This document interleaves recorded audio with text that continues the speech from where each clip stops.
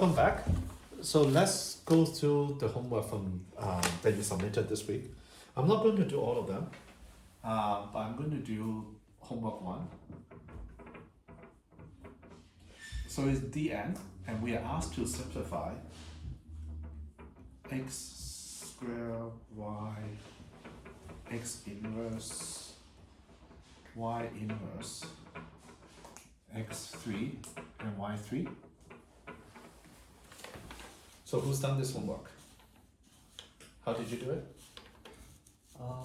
So I drew out the f example from last time where we used an f and x meant to rotate it 90 degrees clockwise and y meant to reflect it over the y-axis. That's pretty smart.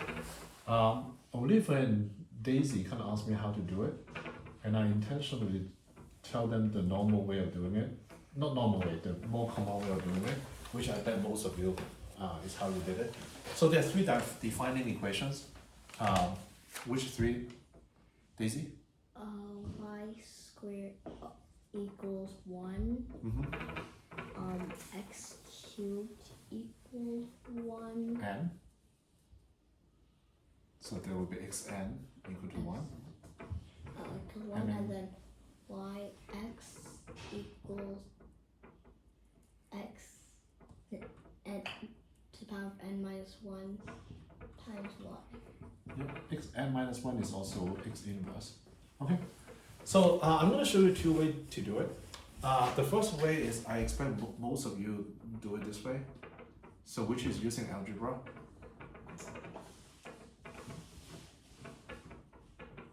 Okay, so the trick is you basically would want to move all the x to the left hand side and then y to the right hand side, because you know yx is equal to x to the n minus 1 y, so you can basically move the right to the right hand side. So let's kind of just do it one by one. So this is x squared. So let me see. X minus 1, x inverse, sorry. So first of all, this one y, this one, and you know y inverse is basically just y. So you have this. And then x inverse y, applying this, is basically equal to yx. Again, applying to this one, x inverse y. So we basically apply it. These 2 become this. Now, y times y is equal to 1, so it basically goes away.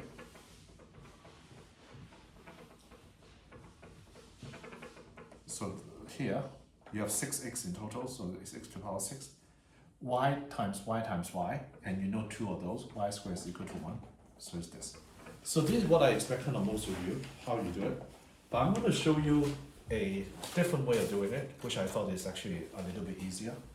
So remember at the beginning of the first class, who remember how we introduced the hydro group? You drew like a picture where you rotated the f. Yep. So last time we are doing the default, so we are rotating it by 90 degrees. So just kind of pretend this is x, which is rotate by 360 degrees divided by n. Basically, you gradually rotate it, and then in the end, you have something like basically this. And then if you apply x again, it will be back to itself. And then we also have y, which is basically the vertical flip. Okay, I got to be careful. This one.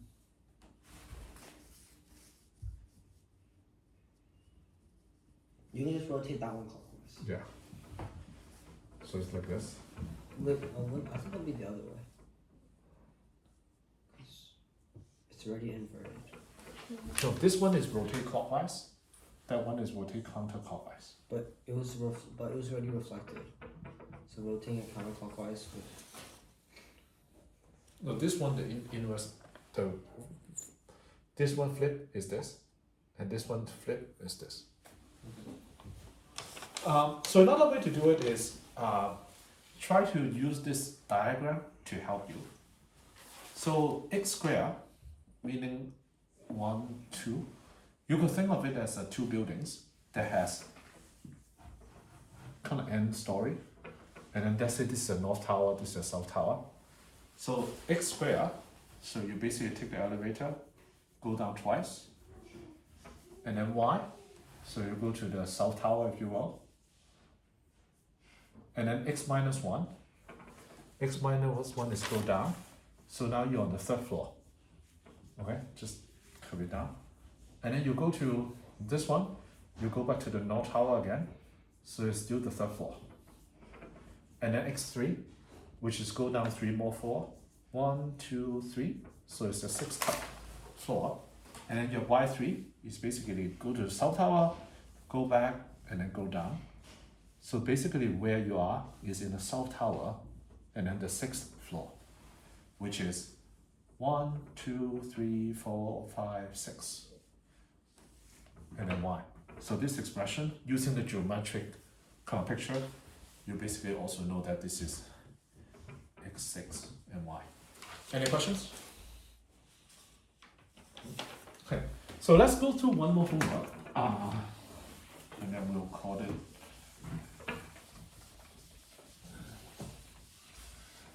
So homework 4.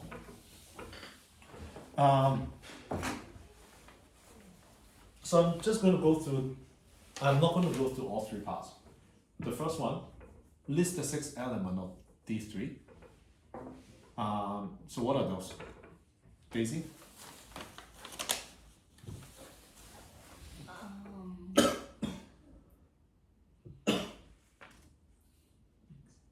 Rafi? X squared. Y. X Y. Oh, No, Y. x cube.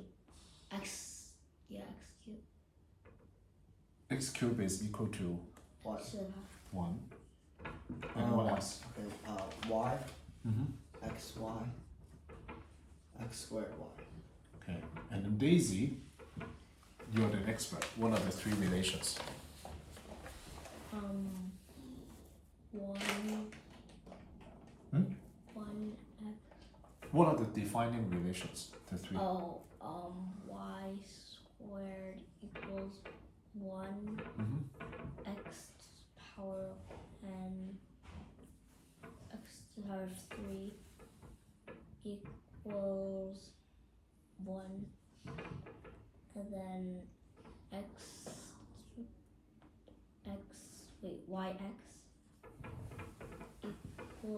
x to the power of n minus 1, which is 2 times y. And it's also equal to x inverse y. Okay, so that's basically part A. In the lecture last time I told you like this is what you need for homework. So it's this.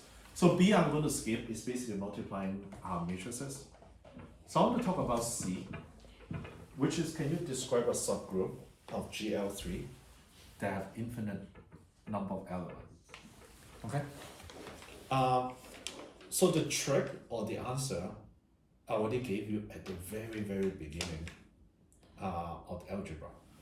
So remember at the beginning of the class, we basically say algebra, 2 by 2 matrices can also be think of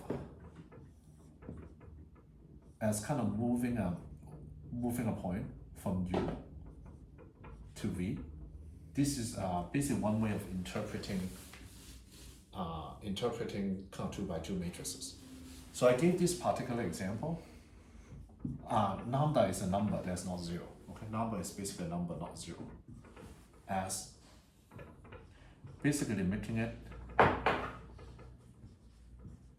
extended by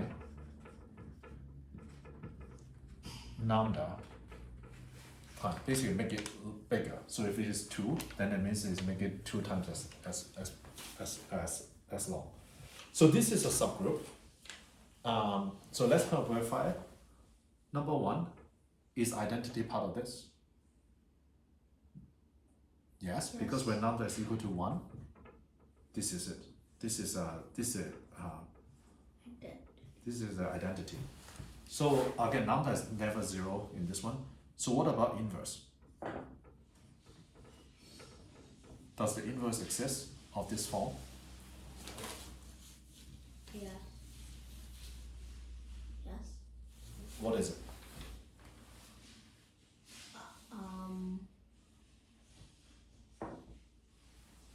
So if you extend something by 3 times, how do you get back to the original length? Do the same. So if you make something 3 times as long, how can you bring it back to the original length? Divided it by 3. So it's 1/3 as long. So then it's basically this. If you multiply this two, you get the identity back. So the inverse is also here. And the other one is associative and operations have a set, that's obvious. So one of them, which I expect most of you would have find this one, GL3, you could basically do this.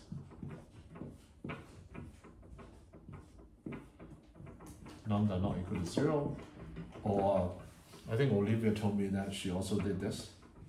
Lambda, which is the direct copy from this one. Okay, so I expect you all to use something similar to this. But I also want to, and there are many answers, okay, because there are many subgroups. But I also want to give you all an example where it's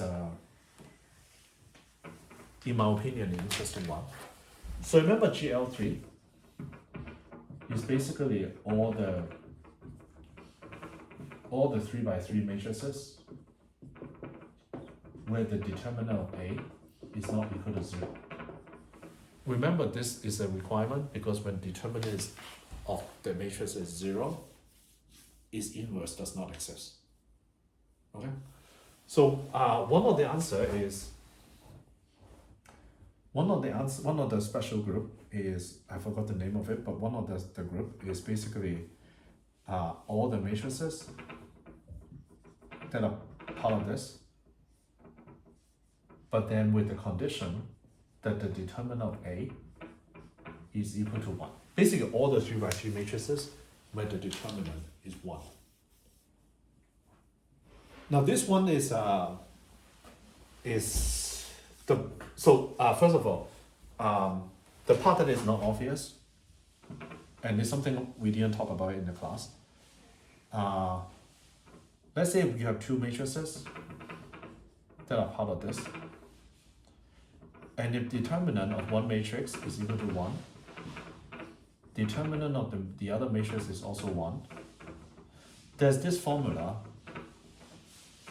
If you multiply A and B by 2 matrices, their determinant is actually equal to the multiple of the determinant of the 2 matrices.